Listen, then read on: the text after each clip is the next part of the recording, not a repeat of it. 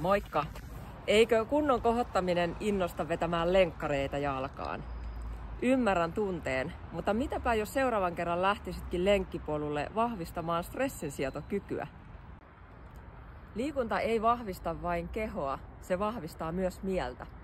Se auttaa palautumaan nopeammin, parantaa stressinsietokykyä ja saa olon myös tuntumaan rauhallisemmalta liikunnan jälkeen.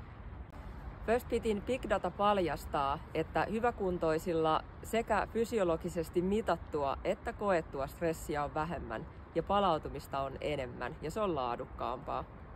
Sinä voit kokeilla jo tänään itse. Lähde 15 minuutiksi liikkumaan. Jos haluat rauhoittua, niin kävele vähän rauhallisemmin ja jos haluat kohottaa vireystilaa, kävele reippaammin. 15 minuuttia on hyvä alku.